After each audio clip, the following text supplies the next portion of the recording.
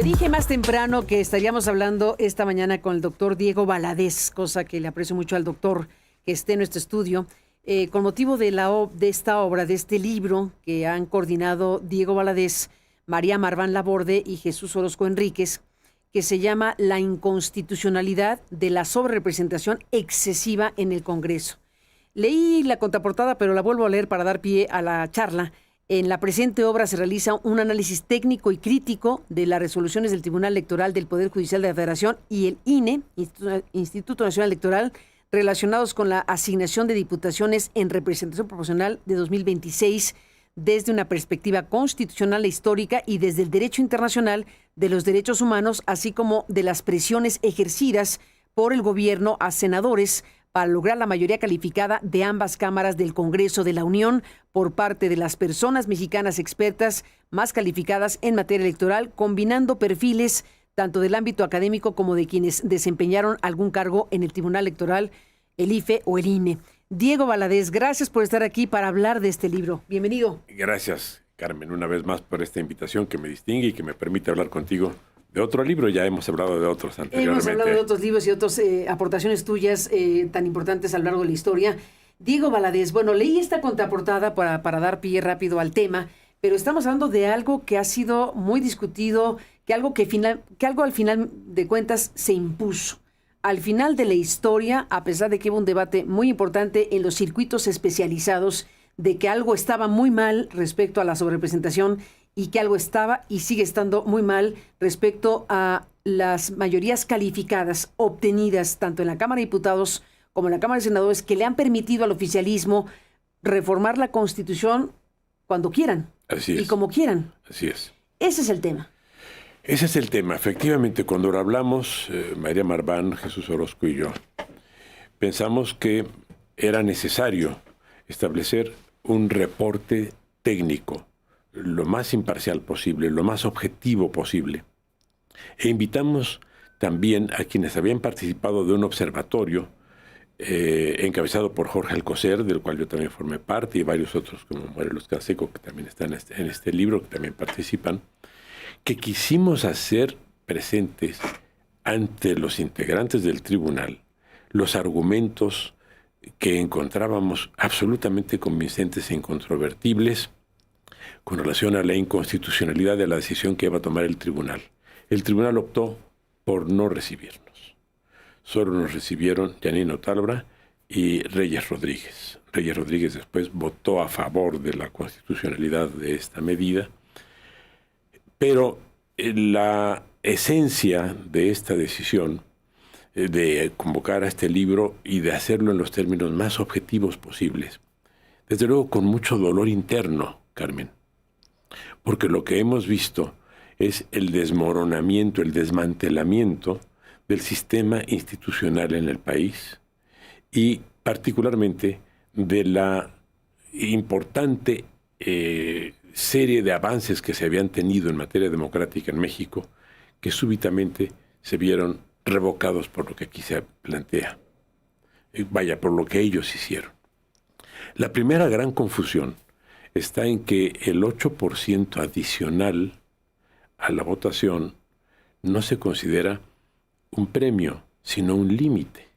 Lo que la Constitución dice en el artículo 54 es que quienes obtengan en la suma de los distritos que obtuvieron de mayoría y el porcentaje que les corresponda en las diputaciones de representación proporcional, no podrá exceder del 8% de la totalidad de la representación que ellos tengan.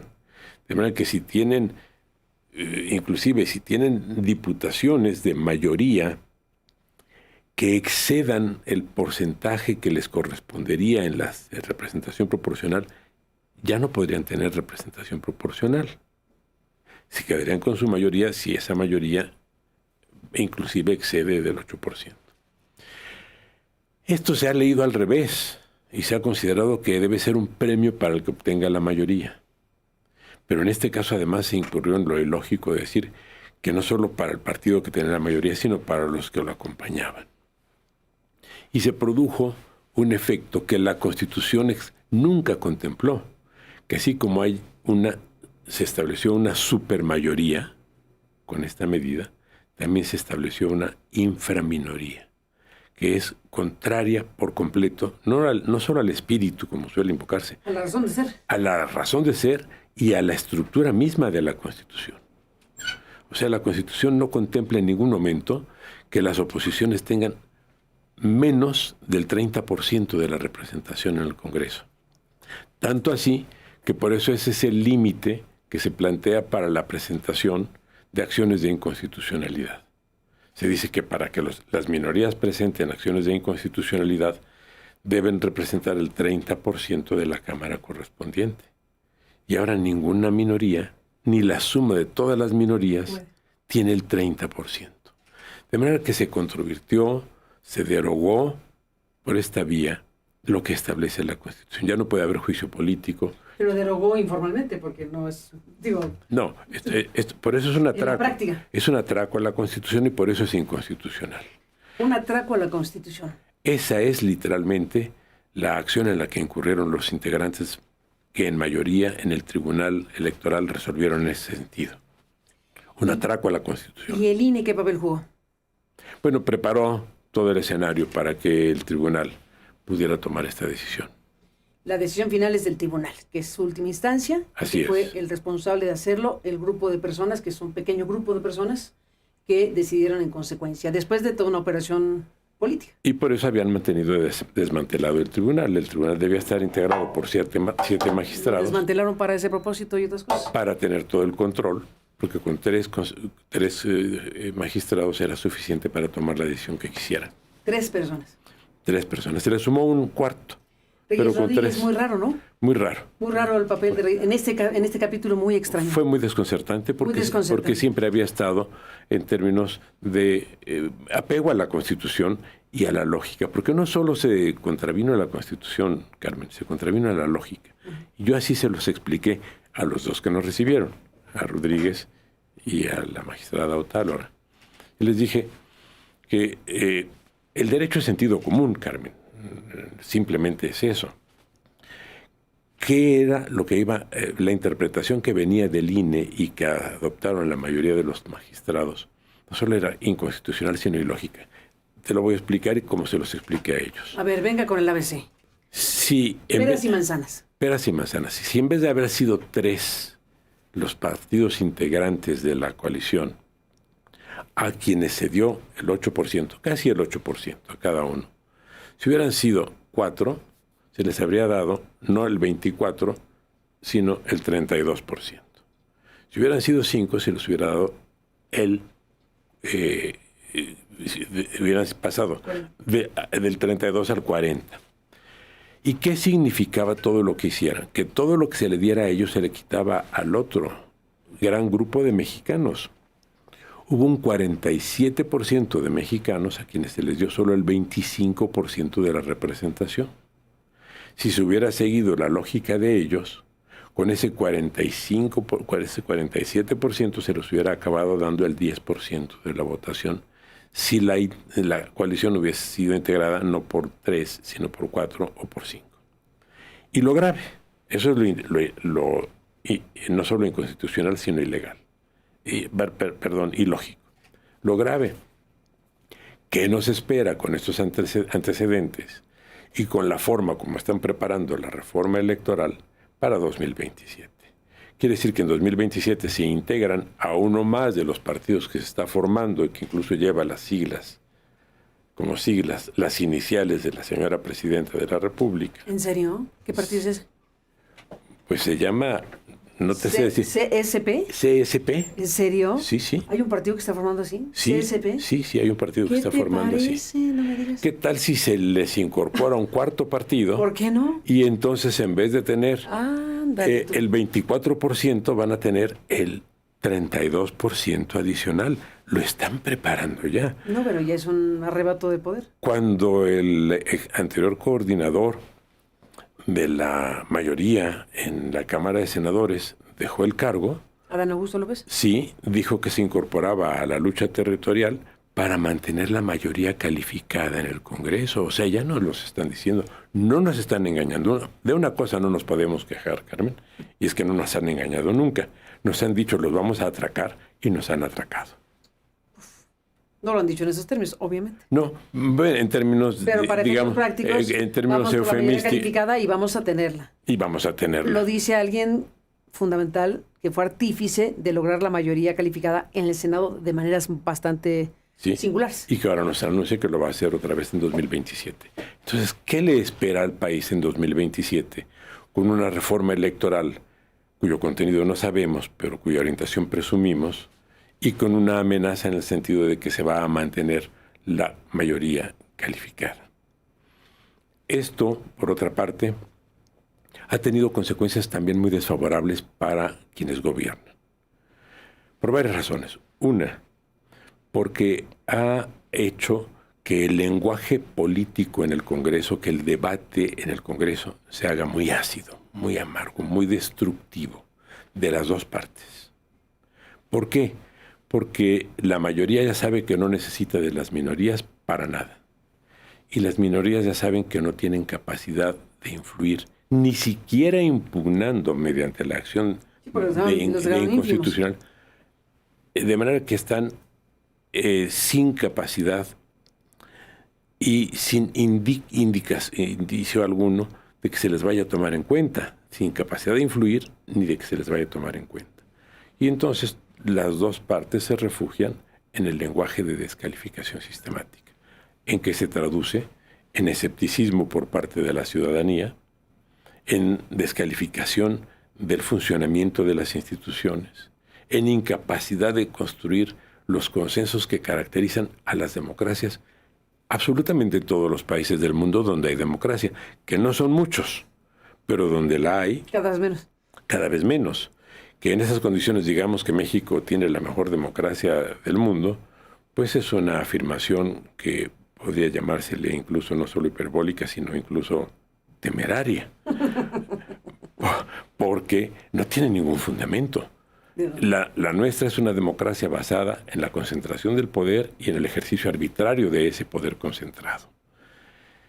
De manera que los efectos de esta sobrerepresentación, a la que llamamos excesiva, porque la Constitución permite que haya esa representación, pero hasta por un 8%, y ese es su límite, y en este caso lo excedieron yéndose casi al 24%, contraviniendo la Constitución. Y estoy seguro, porque los conozco a todos los integrantes del tribunal, que ellos también están convencidos de que lo que hicieron es inconstitucional. Pero no sé las razones que hayan tenido para tomar la decisión contraria a sus convicciones, y por lo menos a sus conocimientos. Porque esto es de tercer año de Derecho. Pero cualquiera que haya cursado tercer año de Derecho y haya estudiado partidos políticos y Derecho Constitucional sabe que esto no era posible. Pero a ver, está el tema del Partido Verde y del PT, ¿no? Entonces aquí el tema es, ¿se tomaba a todo el conjunto de quienes compitieron aliados o se les tomaba por separado? Y ahí había una discusión y entonces dijeron, no, es por separado. Cada uno compitió por sí mismo, aunque hayamos competido de manera aliada. Sí, todo fue construido como un argumento artificial. Te lo voy a plantear en estos términos. Quien revise, y se puede tomar, es muy sencillo tomarse la molestia de ver la fracción primera del artículo 54, dice que solo tendrán derecho a acceder a los diputados de representación proporcional quienes hayan, los partidos políticos, así dice la fracción primera, que hayan presentado candidatos en al menos 200 distritos de representación mayoritaria. Y resulta que ninguno de los integrantes de la alianza, de esa coalición, ninguno de los tres partidos integrantes cumplió con ese requisito. Ninguno presentó más de 200. Solo ese era el tema. Y entonces, ¿qué hicieron? Presentaron, sí, candidatos a los 300 distritos, pero como coalición. Entonces, aplicaron a la coalición la disposición constitucional que dice partido político. Y así se los validó el propio INE. De manera que el INE entendió que la coalición, para esos efectos, actuaba como partido político. Pero cuando se trató de la representación de las curules, ahí ya no era coalición, ahí ya eran 3 partidos separados. Entonces, del mismo artículo tomaron 2 formas de interpretación distinta de la misma palabra, de la palabra coalición. Era clarísimo que se trataba de un abuso, de un exceso, de una arbitrariedad y de una clarísima inconstitucionalidad. Pues esto es lo que está en este libro que está circulando, Diego Valadez, La inconstitucionalidad de la sobrerepresentación excesiva en el Congreso de la Unión. Vi que una legisladora estaba solicitando información de cuánto costó hacerlo. ¿Viste? Sí. ¿Y eso? Bueno, no sé. ¿Te interesa saber cuánto costó hacerlo? No, para descalificarlo de alguna manera. Sí, lo que te puedo decir es que de los ejemplares que se hicieron, gracias a esas críticas y esas amenazas, porque se dijo que se iba a pedir inclusive que no circulara el libro. Bueno, ¿Se dijo eso también? ¿Que no por lo menos se sugirió. Bueno, la edición se agotó en 15 días. No que se quemara, sino que no circulara. La edición se agotó en 15 días y con ganancias para el Instituto de Investigaciones Jurídicas, porque siempre hay en la venta pues un margen de utilidad. Uh-huh. Y no solo eso, han sido descargados casi 40,000 ejemplares completos. 40,000. Casi 40,000 de manera gratuita, porque además la universidad no cobra por las descargas. Es una institución pública. Claro. De manera que el libro ha tenido 40,000. Y mira, en este libro dividimos en varias partes el contenido. Por un lado, el estudio de cómo se ha organizado el sistema electoral, cómo se ha organizado el Congreso y qué efectos ha tenido o son previsibles con relación a lo que se planteó de esa sobrerepresentación. Los efectos todavía no se acaban de producir. El primer efecto, por supuesto, fue la aprobación, también sin ningún tipo de discusión, incluso sin que muchos de los que votaron a favor conocieran su contenido, de la reforma judicial.